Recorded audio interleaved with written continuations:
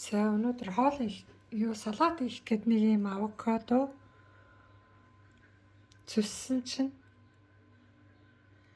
ингээд соёолцсон байна өө хөөхөө. Одоо энийг цэмэр гадаа аргаас суулгаадах. За гадаа ингээд тараа лойл зүсээд ингээд үр унахаар нь хийцэн чи ингээ гоё ургаад ирсэн. Энд чи болохоор цоохор маялц хоол хийхдээ зүсээд шигтгэцэн ургацсан. Сонгон ингээд зүсээ шигтгэцэн ургацсан.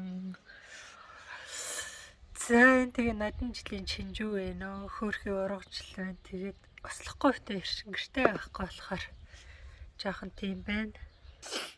За энэ рүү болохоор ингээд лойл, чинжүү, хаш тэгээд энэ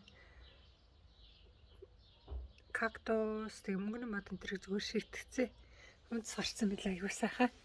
Энийг бас шигтгэсэн. Энийг тэгсэн чинь үндэс гарцсан байна. Одоо энэ авируу шигтгээд тэг гараад ирэхээр нь дараа аваад өөр газар суулгахаас тэгж бодчих.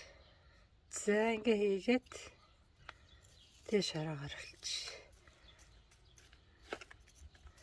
За тэгээ та бүхэн авокадоны үрийг ингээл шууд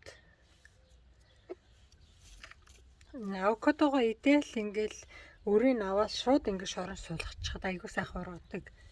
Энэ бол тэгтээ юун дотроо соёолцсон байсан. Соёолцсон болохоор нь зэрэг суулгалаад соёолоогүй суулгасан ч болно л доо. Тэгэхээр идсэн авокадоныхаа өрийг аваад шууд суулгачихад гоё гараад ирдэг. Энэ болохоор чинжүү.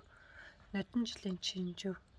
Тэгээ бит хоёр идэг гэртээ байхгүй өсөлт мөслөхгүй болохоор хөрхий ургахтаа жоохон тархан баш. Энэ болохоор улаан жимс. За тэр баяртай.